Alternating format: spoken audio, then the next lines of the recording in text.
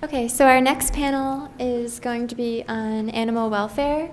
We have three great speakers here with us today. The first is Erica Meyer, the Director of Compassion Over Killing, Paul Shapiro from HSUS, and Alexis Fox from HSUS as well. So I'm going to just introduce Alexis, and then she's going to introduce Paul and Erica. Alexis Fox is the Massachusetts State Director for the Humane Society of the United States. She helps animals through legislation, corporate campaigns, citizen advocacy, and coalition building. With more than a decade of experience in advocacy, Fox has worked with numerous animal protection organizations, including the ALDF and the National Center for Animal Law. With that said, please.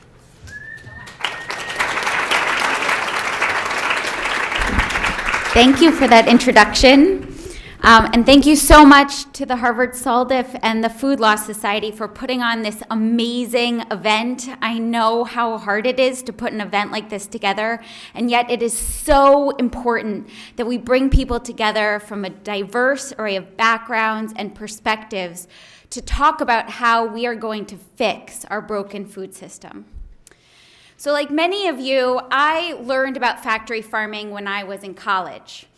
I was an environmental studies major, and I was very interested in local agriculture. So I was learning about CAFOs, combined animal feeding operations, and their impact on local air quality and water quality. The people who were living around these facilities were getting sick.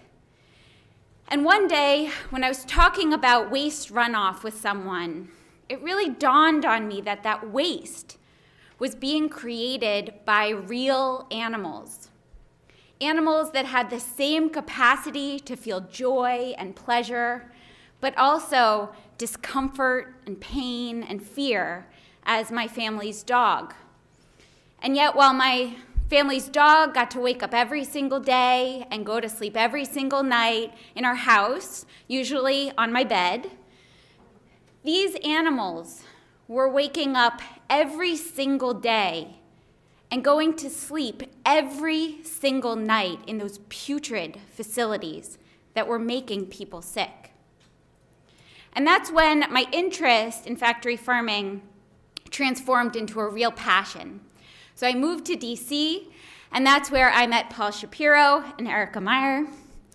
And one of my favorite quotes about advocates and protesters is this. I'm going to paraphrase, but it goes something like this. Advocates are like the proverbial canary in the coal mine, but instead of quietly dying, they sing out. Paul and Erica have been singing about these issues for over a decade, and I've been honored to work with them as we see the issues that we sing about go from the fringes into the mainstream. They are some of the most brilliant thought leaders of our time. So, it is my honor to introduce Erica. Erica is the Executive Director of Compassion Over Killing. Compassion Over Killing works with law enforcement to investigate and prosecute animal cruelty on factory farms. They also run the DC Veg Fest, which attracted over 10,000 people this year. And they work with companies to provide healthier, more sustainable food choices for us, the consumers. So thank you so much, Erica.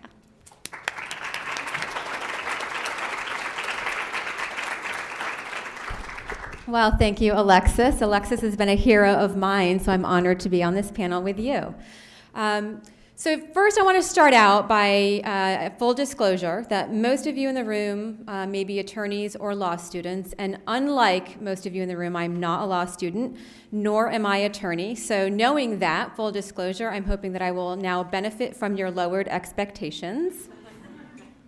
And I am going to start today by asking you what might be the most important question that you will be asked here today. How many factory farmers does it take to screw in a light bulb? Now, some of you may know this answer. Alexis is giggling. Maybe you've heard this. I'm not sure. But think about this. How many factory farmers does it take to screw in a light bulb? And the answer is none, because they want to keep consumers in the dark. And that may be a joke, but it's also relevant to the discussion today because there is truth in jest. When we're talking about ag-gag laws and the transparency and what Dave Simon had mentioned about factory farming and what goes on behind these closed doors, it happens behind closed doors for a reason. Because if people were to see this, they would be outraged, and the industry knows this. In fact, there's a quote in an agricultural textbook that highlights that one of the best things modern animal agriculture has going for it is that most people haven't a clue how animals are raised. For modern animal agriculture, the less the consumer knows about what's happening before the meat hits the plate, the better. They know that these are horrors that the public would be outraged to see, and they want to keep this imagery hidden from you.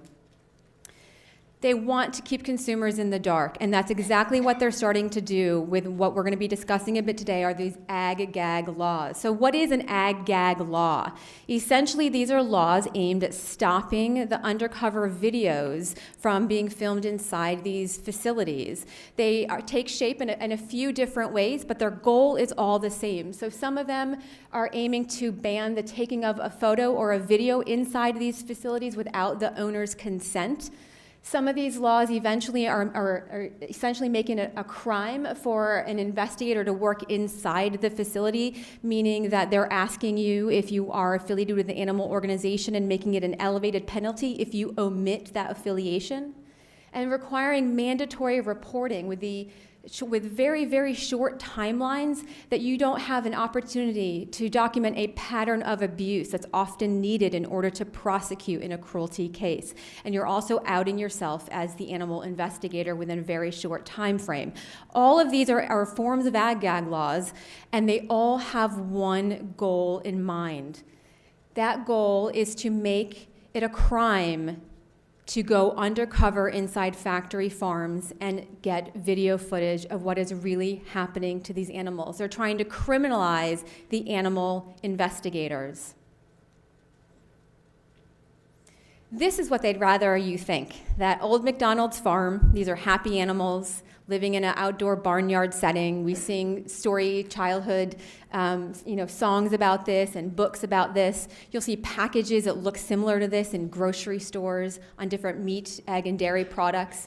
But this is so far removed from reality. This is the myth that the animal industry would prefer that you continue to think about. But in reality, animals today overwhelmingly are living inside these massive factory-like farms. These are mechanized systems where the animals are often enclosed in these tight windowless sheds, from egg-laying hens crammed inside battery cages to female pigs stuck in gestation crates that are barely wider than their bodies. They can't even lay down comfortably. They are completely unable to turn around, to chickens raised for their meat, raised by the tens of thousands inside of one single shed. And these birds are genetically manipulated so that they grow so fast and they're so obese that they often collapse under their own body weight because of leg deformities, and they can no longer even walk around to access food and water. This is exactly what the meat industry doesn't want you to see. And this is exactly what's being uncovered time and time again, an undercover investigation after undercover investigation that is showing severe animal cruelty. It's uncovering food safety issues leading to meat recalls. It's leading to slaughterhouse shutdowns, and it's leading to prosecutions of animal cruelty. They don't want us to see any of this, and this is exactly why we're showing some of this to you today, so you understand why the industry is fighting so hard. It's using its lobbying muscle to pass these ag-gag laws across the country. A couple quick examples of some undercover investigations and what they have shown and resulted in. This is an undercover investigation in 2008 inside a dairy cow slaughter plant in California. The result after this investigation of extreme abuse, USDA shut the facility down. It led to the largest meat recall in the nation's history, 143 million pounds of meat. The company filed for bankruptcy. It also led to the prosecution of 2 of the employees who were caught on video abusing these animals. Another investigation in North Carolina, 2011, a Butterball turkey factory farm. After this video was released, 5 workers pled guilty to animal cruelty, and 1 North Carolina State Department of Agriculture official was convicted of obstruction of justice trying to interfere in the case. Another example, in 2012, Central Valley Meat, another dairy cow slaughter plant in California. After this video was released publicly, the USDA immediately shut the facility down for a week, citing egregious, inhumane handling and treatment of animals.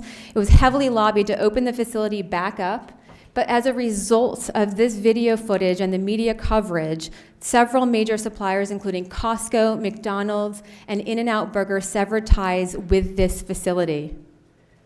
And yet another example of a pig breeding factory farm in Wyoming. After this video footage was released, 5 employees pled guilty to cruelty to animals. In 2013, just this fall, Compassion Over Killing released yet another undercover investigation, this time inside a Colorado calf raising facility called Quanah Cattle Company. And the abuses were so extreme that as a result, 3 of the employees caught on video were charged, and 2 of them have pled guilty to criminal animal cruelty. 1 case is still pending. And these are the abuses that are routinely exposed in undercover investigations.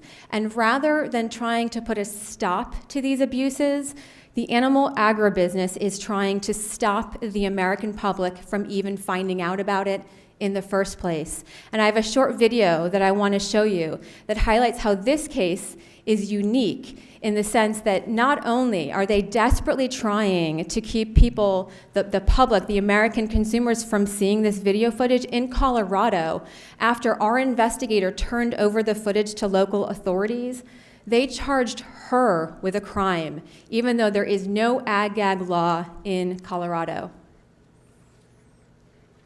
I'm an undercover investigator for Compassion Over Killing. You are not supposed to know my name, or see my face, or even hear my voice. Because this isn't about me. It's about the violence that's inflicted on animals and their suffering that's kept secret, locked behind the closed doors of factory farms and slaughterhouses. My job is to remain unknown, to wear a hidden camera and document what animal agribusiness doesn't want you to see. I am a whistleblower, and I want you to know what is happening to me because I witnessed and reported animal abuse. And now the meat industry is trying to silence me. Last week, the sheriff charged 3 men with animal abuse for allegedly mishandling cows. A woman documented with video the abuse over several months. And today, the Weld County Sheriff's Office says her failure to act was also criminal. Deb, it really is fairly unusual for any whistleblower to be charged. The reason, it discourages other whistleblowers from coming forward, even those who are well-intentioned. If convicted, she could face up to 18 months in jail. Quanah Farms eventually fired the men, a move that still makes the video no easier to watch. Undercover. The good news in this case is that there was a lot more media attention that resulted as it, which educated the public tremendously on the abuses that these animals are enduring. But also, as a result of the public pressure, as well as the fact that this was an absolutely baseless charge. They charged her with a crime, although the law did not support this at all. And eventually, the charge was, in fact, dropped. And the case is still going, the 3 cases are still going forward against the employees who were caught on film actually abusing the animals. And this is so important to highlight how desperate the animal agribusiness is to not only hide what's happening behind closed doors, but to stop people like Taylor from filming and getting that footage out to the public. So talk about really quickly, where are these laws happening? What is going on, and how serious is this as an issue? Well, in 2012, we started to see animal agribusiness supported laws being introduced. These are anti-whistleblower or ag-gag laws, and they're all slightly different in how they're worded, but again, the goal is the same. They all want to criminalize undercover investigators like Taylor. We saw laws being introduced in Nebraska, Minnesota, New York, Indiana, Illinois, Florida. Laws actually passed in 2012, ag-gag laws passed in Utah, in Iowa, and in Missouri. Those laws passed in 2013. In the rest of the states, they were defeated, or in 2012. The rest of the states, they were defeated. But that did not stop animal agribusiness. They came back with a vengeance in 2013 and introduced more bills in more states. And what happened as a result of the pressure that was put on and animal activists across the country speaking out, as well as other organizations opposed to these bills, every single bill that was introduced in 2013 was defeated. Not a single ag-gag bill passed in 2013. Definitely worth applauding. In fact, it was known by NPR, it was dubbed as the year bills to criminalize animal cruelty videos failed, because not a single one of these passed. It's important to note, though, that that bright light that the animal agribusiness is trying to prevent us from shining on what is really happening behind the meat, egg, and the dairy industries, they are working so furiously, they're so feverishly trying to pass these laws. It's only proving that, in fact, animal agribusiness has something very important that it's trying to hide from the public. That's the truth. And that's the truth that we have on our side, and they know this. And in fact, there was so much attention drawn to this issue that the media was outraged by what was happening, and they themselves, in 2013 and more recently, are blowing the whistle on these anti-whistleblower bills, and they are getting this footage more and more in the media, which is exactly what the meat industry was trying to stop. We've seen coverage on ABC News talking specifically about this issue and showing the footage nationwide. We're seeing the New York Times editorializing about it, saying that one thing that these ag-gag laws guarantee is increased distrust of American farmers. We're seeing Los Angeles Times, when an ag-gag bill was introduced in California, saying that this bill should be put out of its misery and killed, and it was. We're also seeing CNN highlighting how the animal agribusiness is trying to keep consumers in the dark, showing the exact footage the industry is trying to prevent the public from seeing. We're even seeing Rolling Stone magazine highlighting that animal activists are trying to uncover what's happening in the meat industry, and now agribusiness giants are trying to crush them. There has been so much media attention about this issue that the National Pork Producers Council needed to do its own study on it to figure out what was happening. And shockingly, what did they find? They found that 99% of the stories about ag-gag were negative. 99% of these stories were negative. They did not favor the meat industry. Americans have a right to know where their food comes from, and that's exactly what the media is uncovering. A study that was done by the Kansas State University Department of Agriculture Economics looked at media coverage and how does all of this media coverage of factory farming and animal welfare, how does that impact consumers?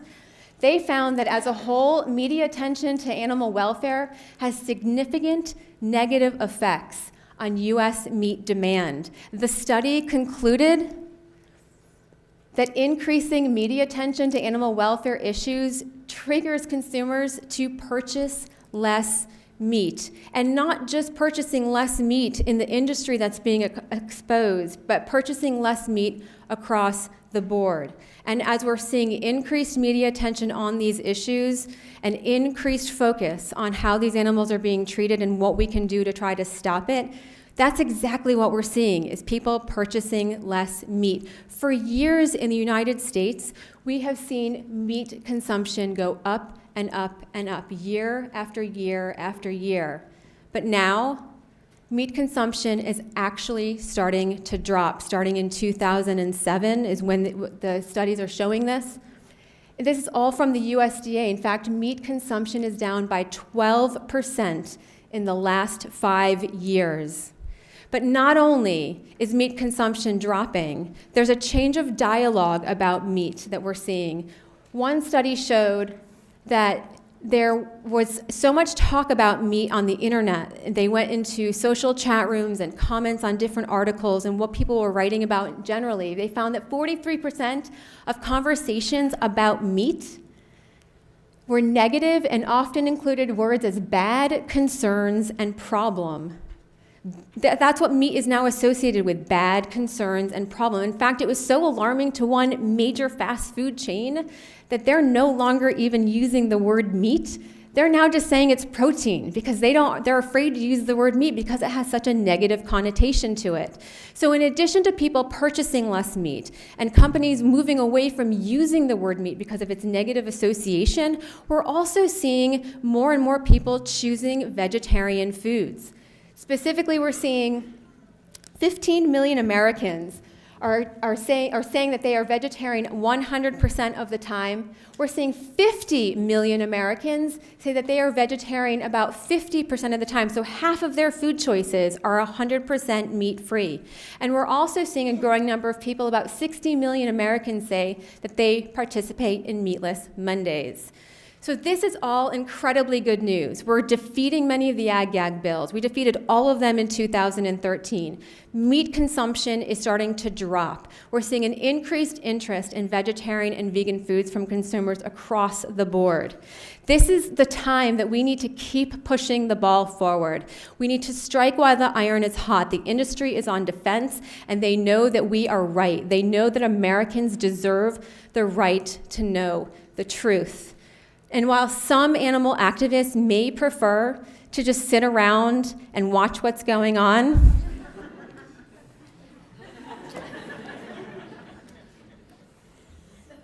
that's Emma, our little cat. We need to act now. There has never been a more important time to speak out on behalf of farmed animals and to stop these cruelties from continuing inside these factories, from happening behind these closed doors. We need to continue pulling back the curtains. Ag-gag is still here. In 2014, we have seen bills being introduced in Indiana, Kentucky, Tennessee, Arizona, and in fact, one bill so far this year in Idaho has passed. So we cannot stop now. We have to keep fighting for these animals. Animal agribusiness isn't going to give up, and neither can we. And we have so many people on our side. It's not just animal protection organizations like Compassion Over Killing or the Humane Society. We are talking about a widespread interest in making sure that ag-gag bills are not passed and the right to expose this cruelty is not suppressed, because we as consumers have the right to know this information. Perhaps the strongest voice, or my favorite quote, about ag-gag comes from an industry representative herself, Temple Grandin from Colorado State University. She says that, "I think the ag-gag bills are the stupidest thing that ag ever did. It's like you're covering up, cover up, cover up. You know, when you get bashed, you need to be opening the door, not shutting it." And that's exactly what we are doing, is we are opening the door, even though the industry is trying to shut it. We know that animal agribusiness wants us to not show these videos, which leaves us with the most important thing we can do today. If you take nothing else away from today's presentations, know that each one of us can share these videos, which is exactly what the industry does not want us to do, and that's why they're trying to pass these laws. We can also make changes to help to protect animals in our dietary choices every day, and there might not be an ag-gag law in Massachusetts right now, or a bill that you can help fight, but there are ways that Alexis is going to talk about how you can get active to protect animals right here in Massachusetts. But the most important takeaway from today is that each one of us can speak out for animals by doing exactly what the meat industry doesn't want us to do: distribute these undercover videos. Thank you guys so much.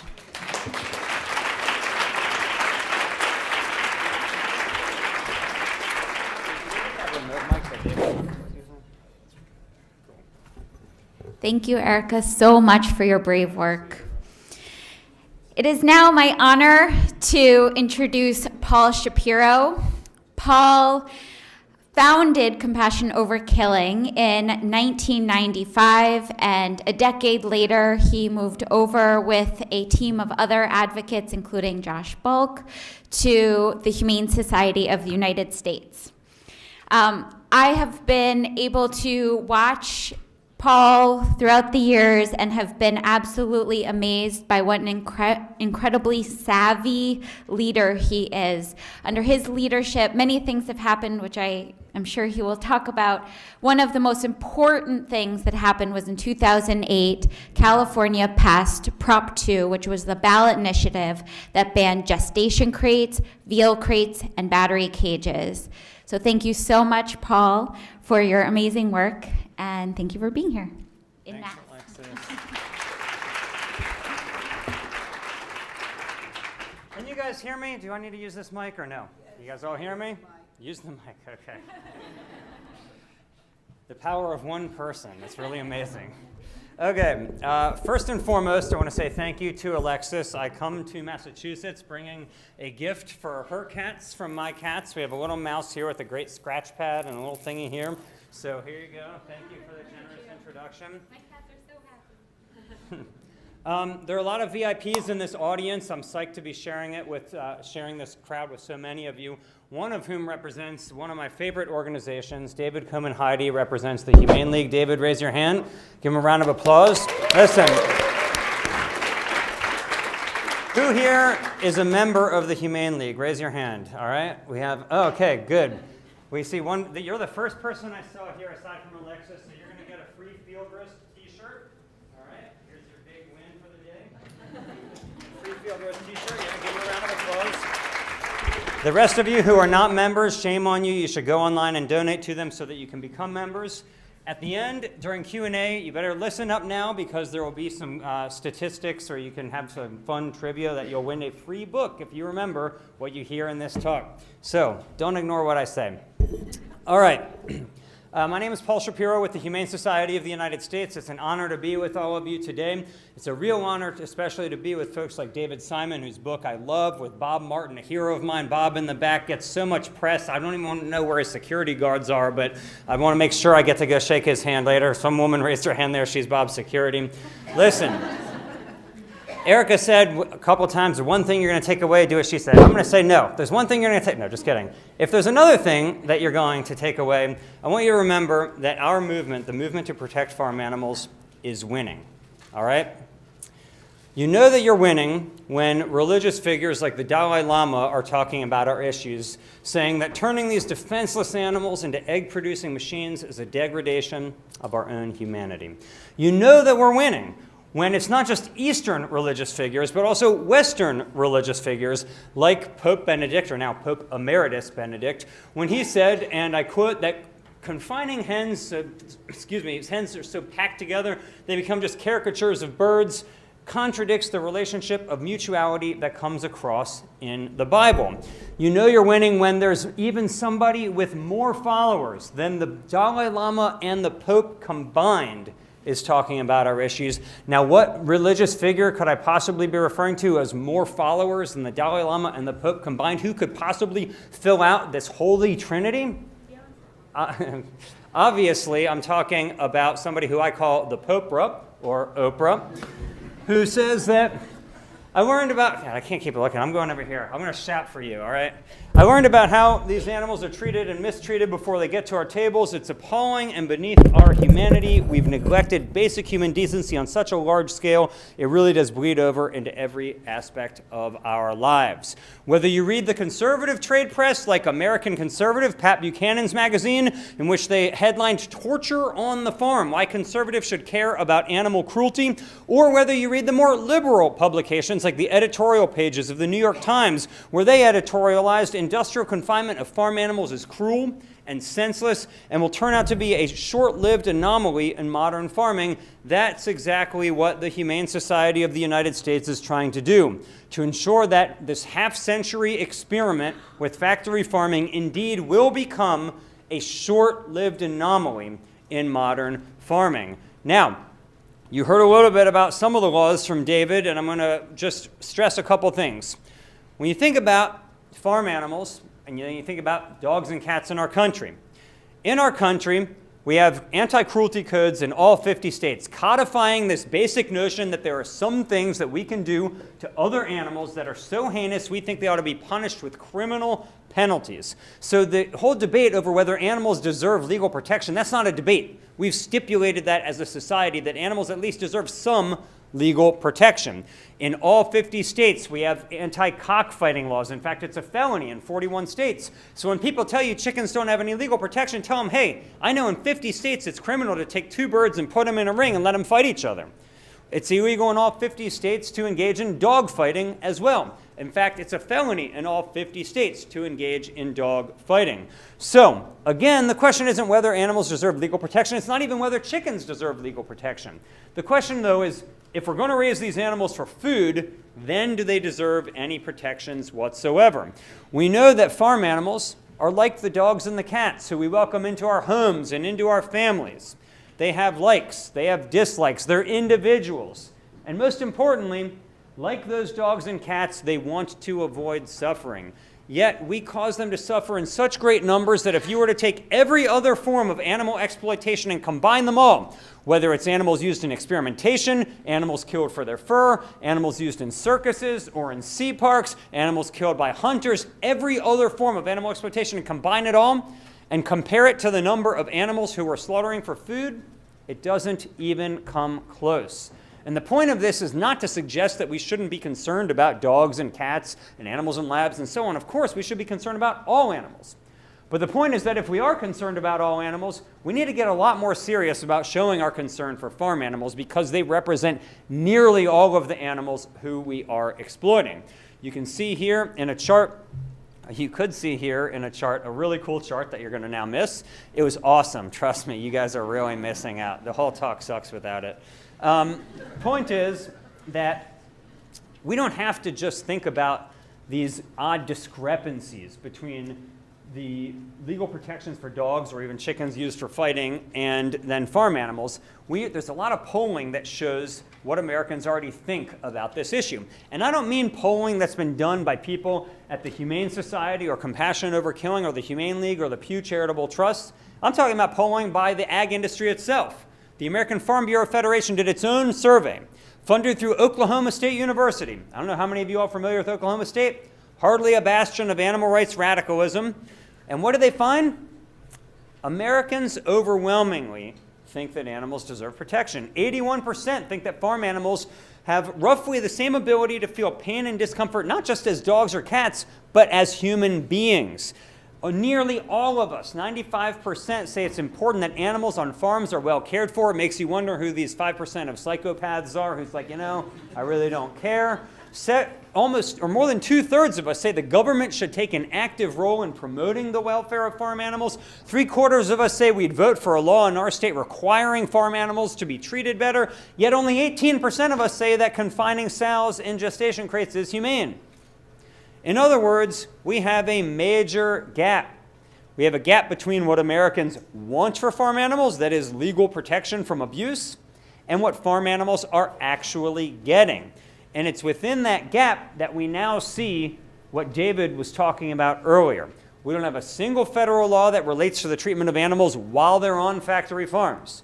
At the state level, we have most states having their anti-cruelty codes have exemptions for customary agribusiness practices, no matter how cruel the practice may be, no matter how abusive or painful it may be. So if you were to take your dog to the vet and he were to, and I say he because I presume only a male vet would do this, castrate him without any pain relief rather than neutering him with pain relief, what do you think would happen to that vet?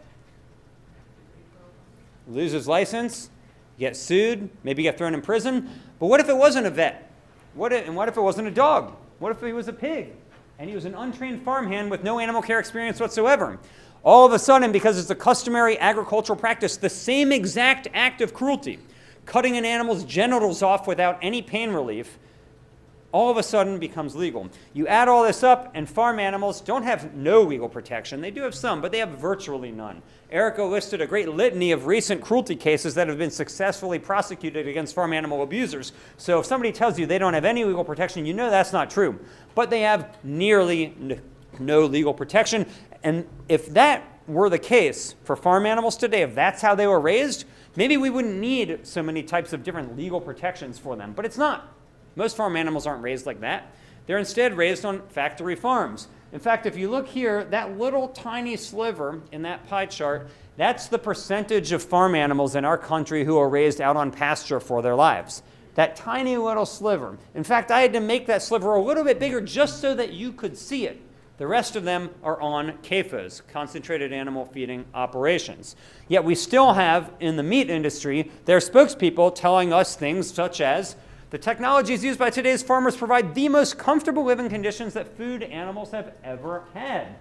When I read this, I was thinking to myself, could anybody really think that gestation crates where pigs are unable even to turn around are the most comfortable living conditions in 10,000 years of animal agriculture, that is the most comfortable they've ever been? And then I started thinking to myself, I wonder what it would look like to be literally the most comfortable conditions they've ever had. I started looking around. This is what I found. And I think that might be like the most comfortable conditions farm animals have ever had. But I still haven't been to a farm that looks like that yet. Instead, most farms look like this, where millions of breeding pigs are locked inside of gestation crates, immobilized for their entire lives, or hundreds of millions of egg-laying hens kept inside of battery cages so small they can't even spread their wings, or billions of chickens who are raised for meat, genetically manipulated to grow so obese so fast that many of them have difficulty even taking a few steps before collapsing under the bulk of their own unnaturally heavy weight. Or we take cows who we're using for dairy and we slice their tails off without any pain relief whatsoever. These are the type of things that we as an animal protection movement need to try to alter the course of history on. When Gandhi says that a small body of determined spirits fired by an unquenchable faith in their mission, people like those of us in this room, that, I think, is how we're going to alter the course of history for farm animals, and exactly that is what's happening now for animals. Just last month, after a Humane Society of the United States investigation was released, New York Times columnist Nick Kristof editorialized on this topic, asking, is that sausage really worth this? Saying that they live out their adult lives without exercise or meaningful social interaction. It's like a life sentence in solitary confinement in a coffin.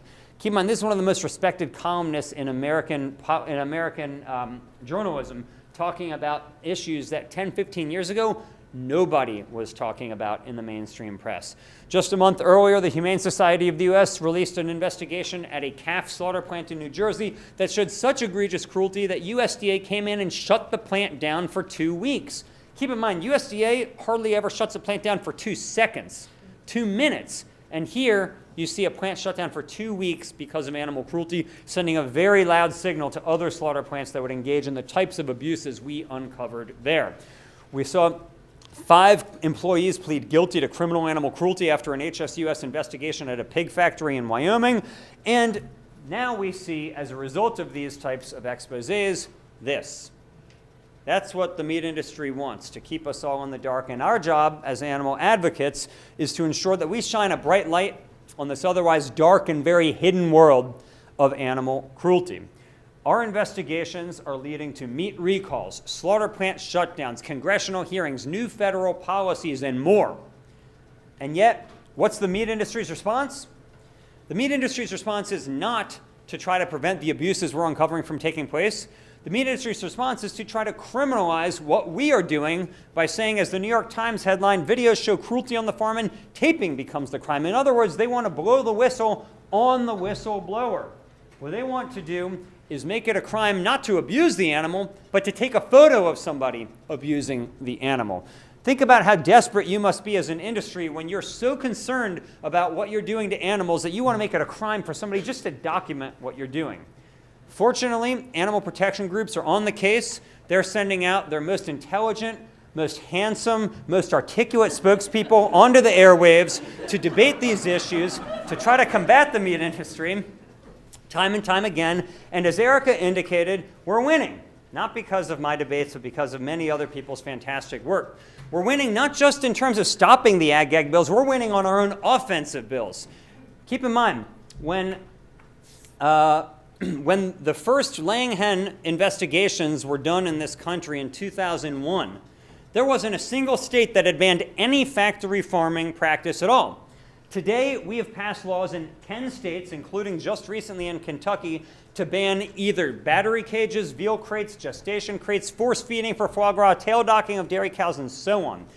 Clearly, we are making real progress in helping to establish the precedent that farm animals deserve at least some types of legal protections. And it's not just legal protections. We're seeing in the corporate boardrooms across America the biggest meat sellers starting to mandate that their meat suppliers improve their own animal welfare standards, with all of these companies within the last 2 years telling their pork suppliers that they don't want them using gestation crates anymore, putting the writing on the wall clearer than ever that this form of extreme confinement simply has no future in the pork industry, and the pork industry is hearing it. In fact, many of the biggest pork producers now have made announcements that they are getting rid of gestation crates in their own supply chains, and this is leading our opponents, for example, the Animal Agriculture Alliance, this is their illustrious leader, Kay Johnson, to say the following: this is the kind of thing that nobody believes you until it's happened.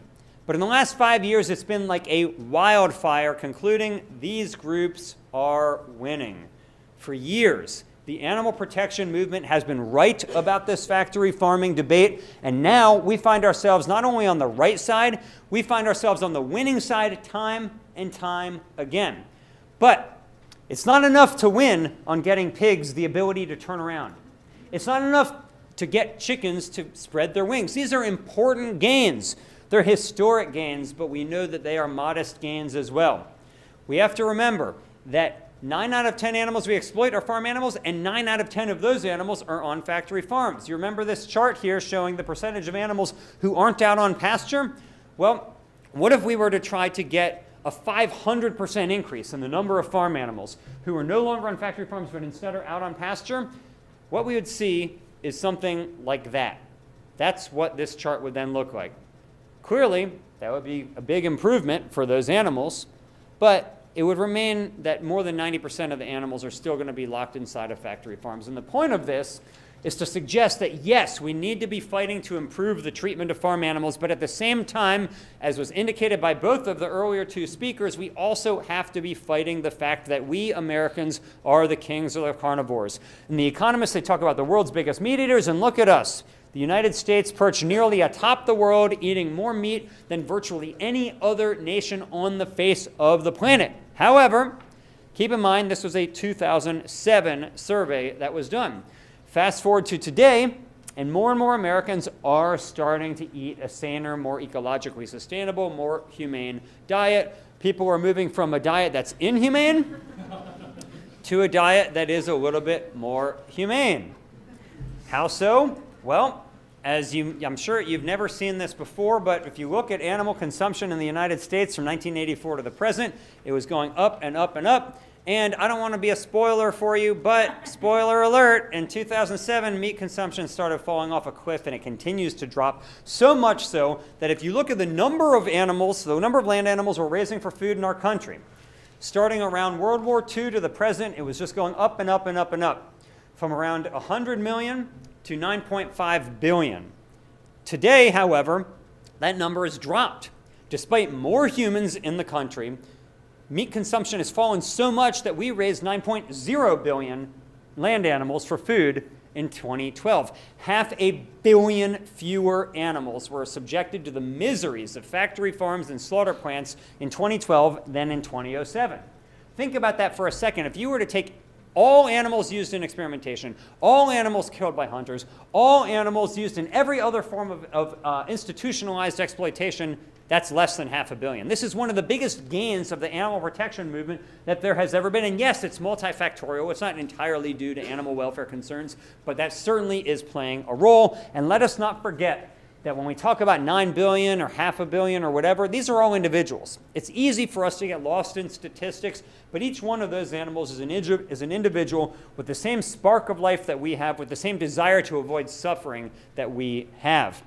Now, why are people starting to eat less meat? Well, maybe they're seeing the health benefits that people like Bill Clinton have gotten when he announced that he is now a vegan. Or maybe they're hearing from Al Gore talking about how he just felt better when he adopted a vegan diet a year ago and how he's going to continue doing it. But that's not what most people are doing. Most people aren't becoming vegetarians or vegans. In fact, the percentage of Americans that's vegetarian or vegan has remained relatively stable for decades. What's really skyrocketing, though, is the number of Americans who are not necessarily stopping eating animals, but they're cutting back on their animal consumption. They're engaging in things like Meatless Monday, which is being spearheaded by groups both like HSUS and Johns Hopkins School of Public Health. They're also getting great publications like HSUS's Guide to Meat-Free Meals, a wonderful guide that you should check out. Or what if they don't want to get a guide from an animal protection group? What if like, oh, that's weak, I don't care what an animal protection group says. Maybe they can get their guide from Oprah. If you go to her website, oprah.com, you can get Oprah's vegan starter kit. Or you might be thinking to yourself, oh, dude, that's weak. Oprah's not even on TV anymore. I don't know, anybody know who is the #1 daytime talk show host now? Oh, Ellen? That's interesting because on the Warner Brothers website, Ellen has her own Going Vegan with Ellen. The point of this is that when I became a vegan in 1993, people didn't know what the word meant. People didn't know how to pronounce it. People had no idea if you were from the star Vega or if you were, nobody knew anything about this. And now people like Bill Clinton, Al Gore, Oprah, and Ellen are touting the benefits of plant-based eating. An idea that was firmly in the margins is now firmly in the mainstream. Meat reduction is here to stay, and we're going to continue seeing more and more of it. Even entire school districts like Los Angeles Unified, which is serving 650,000 students every single weekday, are implementing entirely Meatless Monday programs where every single Monday, 100% of all their meals are vegetarian on Monday for more than 500,000 students. Also, people's own health insurance companies, wanting to have fewer healthcare costs, are encouraging them to start eating less meat. In fact, Kaiser Permanente just put out a new piece of literature to its own subscribers. Some of you may be included in that, in which they said any movement toward more plants and fewer animal products can improve your health. We're seeing also the American Institute for Cancer Research saying when it comes to American health, the research shows one thing very clearly. We all need to eat more plants and less meat. Even the AARP is telling its members cutting back even a little on meat can lengthen your life. Some people are doing it for ecological reasons. The EPA says that to slaughter just one chicken, imagine you walk through the supermarket aisle, you pick up that bird, put it in your cart, you might as well go down to the beverage aisle and get 9-gallon jugs of water and dump each one of them out. Because that's how much water it takes just to slaughter one chicken. That's not even including all the water that's used to produce that chicken for her to drink and for the grains to be fed to her. Just the slaughter process alone, it takes so much more water than even per pound cattle or pig slaughter plants. Also, I was just in the Orlando airport just the other day, and I saw this. Talk about a sign of the times. Burger King advertising its veggie burger, saying a delicious combination of real veggies, brown rice, and rolled oats at Burger King. How many of you guys have had the Chipotle Sofrita? Anybody? That thing rocks. It's awesome. Go out and buy more of them. We want the company to keep them. On their website, they're saying vegans and carnivores unite. Try their meaty tofu Sofritas. It's awesome. These are all signs of changing times. Where once these ideas were wholly foreign, now they are firmly cemented into the mainstream. So much so that Time Magazine is talking about both the meatless and the less meat revolution. I can't stress this enough. The real gains that are being made on this issue are from people engaging in meat reduction. More and more people are deciding they want to eat less meat. They may not be becoming vegetarians or vegans, but they want to eat fewer animals and more plants, and that's the reason why 500 million animals have been spared per year in the last few years from factory farms and slaughter plants. We have come such a long way from the days when people didn't know about these issues, from the days when there were no laws that protected animals at all. We've come such a long way from the wilderness of that era. We've come a long way when a 13-year-old boy was thinking about becoming a vegan, even though he had no idea what the word meant.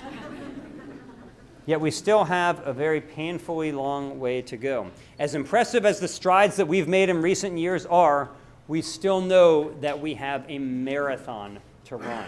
We have so much work to do when still our nation right now says that it's a crime in all 50 states to take 2 chickens and put them in a ring together and allow them to fight for a couple minutes, but it's perfectly legal to take 8 chickens and put them in a cage where they can't even spread their wings for 2 years? That cannot stand. Practices like gestation crates and battery cages and veal crates, they didn't come about overnight, and they're not going to go away overnight either.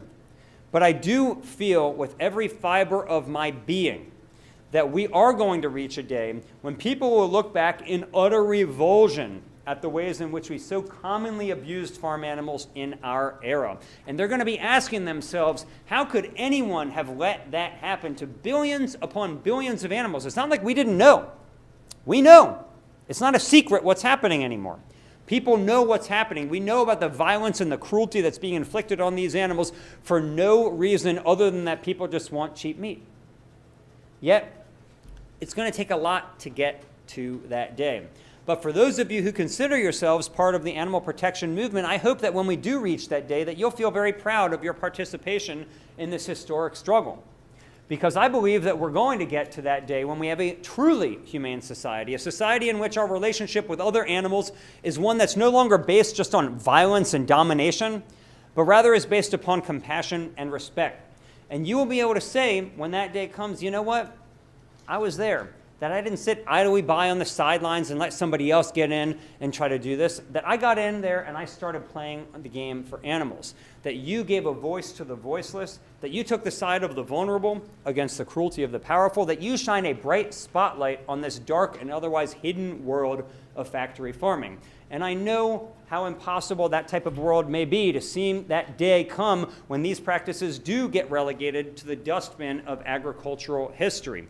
It may seem impossible to think about a world without factory farming. It may seem impossible to think about a world in which Americans are not the top carnivores on the face of the planet. But let us not forget that it was Nelson Mandela who said that it always seems impossible until it's done. It would have seemed impossible for a man who spent nearly 3 decades in prison to become the president of his nation. It would have seemed impossible to people just about 100 years ago to think about women not only voting, but having a prominent place in American politics. If you look at the congressional debate back then when they were debating about suffrage, what you'll see is that people in the Congress were actually on the floor saying that they would have to adjourn Congress once a month because women would be too hysteric to even rationally contemplate legislation. It would have been impossible to think in the 1940s that Americans would be using the same water fountains and going to the same hotels and using the same pools, or that we would have a black president, and yet all of those things happened. You know, there was a historian who one time told Gandhi, he said, you know, sir, I'll tell you something, I think that your dream of freeing India from British colonialism, it's impossible. And Gandhi's response was telling. He said, sir, your job is to teach history. Ours is to make it. And that's our job in the animal protection movement, to make history, to write a new chapter in our relationship with other animals, one that we can truly say is humane and that offers animals the type of respect and compassion that they deserve. Thank you.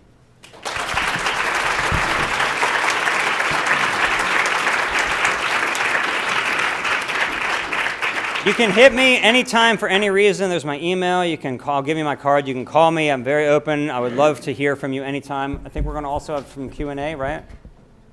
Well, I know we're running over, so, but. Okay. All right. And Yes, we're we'll have a going to little have a little trivia, too, in just a second. Sounds great. So we are going to have some time for Q&A, just a couple questions. Erica, do you want to come up? Before we start Q&A, I have an opportunity for you. This opportunity involves being a part of what our work is here and being a part of making history. If you live in Massachusetts, raise your hand if you live in Massachusetts. Great. Every single one of you can participate. There is a bill, H-1456, that is pending right now in the Massachusetts State House. It would prohibit gestation crates, veal crates, and battery cages here in Massachusetts. We have a real shot at passing this bill this session. We are going to be going out door knocking tomorrow. We're going to have a very short time for questions right now, but if you would like to ask Paul and Erica more questions and have an intimate brunch with them tomorrow, meet us at O2 Cafe in Cambridge, very close, and then join us afterwards to help spread the word about these practices and drum up a lot of support for this bill. So with that said, there's more information in the table in the back. I hope to see all of you, every single one of you, in the cafe tomorrow. And now we'll take maybe 2 questions. Good? 2? All right. Yes, ma'am. One of the problems in confronting the people that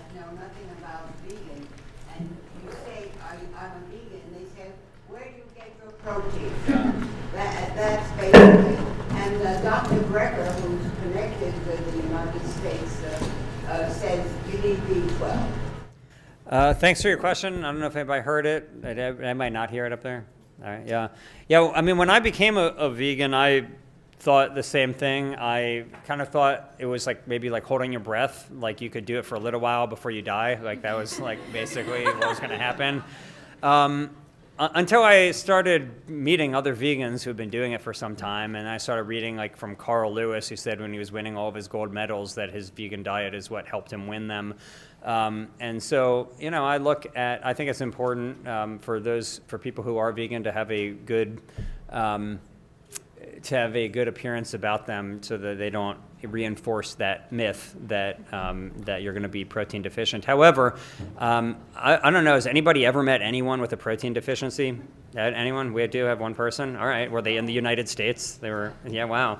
I've never heard of one I mean, maybe if somebody has like some intestinal disorder or something, but protein deficiency is not something that really plagues Americans for the most part. You know, for the most part, our number one killer in this country is heart disease, which the studies are overwhelmingly clear is largely contributed to by, among other things, a diet that's very high in animal products. So anyway, you know, look, my suggestion for people is not necessarily, you know, hey, you know, think about it as it all or nothing, where they're going to just keep on doing what they're doing or be a vegan. I think that things like Meatless Mondays, things like Mark Bittman's Vegan Before 6, these are the type of things that seem to be driving the progress that is helping save animals right now. And so to me, the question isn't vegan or not vegan. To me, the question is standard American diet or moving in the right direction. And just to add, for anyone in the audience who does want more information, you referenced Dr. Greger. His website is nutritionfacts.org. It's a wealth of information on a whole host of health issues. And you can also visit tryveg.com, which is a website Compassion Over Killing runs, and we do talk about issues. People might have some questions about where they get their protein, but it also gives you recipe ideas, meal ideas, what to look for in grocery stores.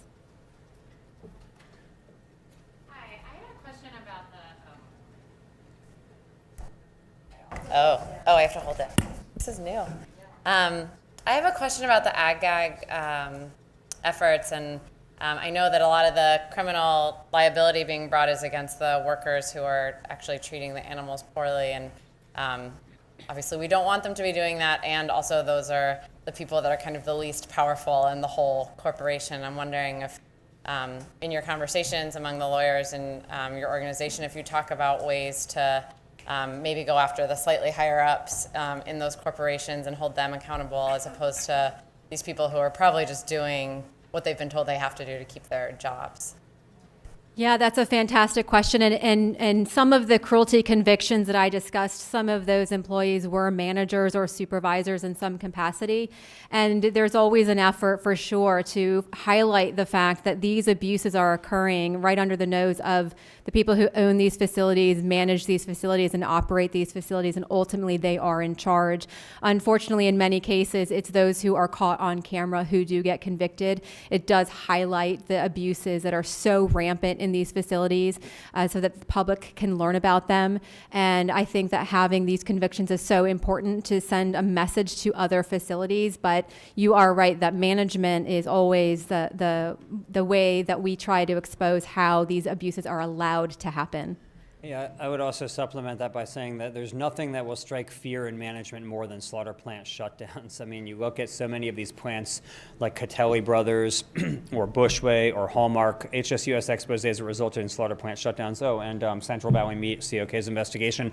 They lost, slaughter plant shutdowns are very damaging to these folks. And we at HSUS just finished the settlement with the owners of the Hallmark plant for a $155 million settlement, the largest settlement in any animal welfare case of any topic anywhere in the world ever. And that sends the biggest signal to everybody that animal abuse doesn't pay, that you will have your slaughter plant shut down, you'll have loss of business if you allow egregious cruelty to animals to occur in your facility.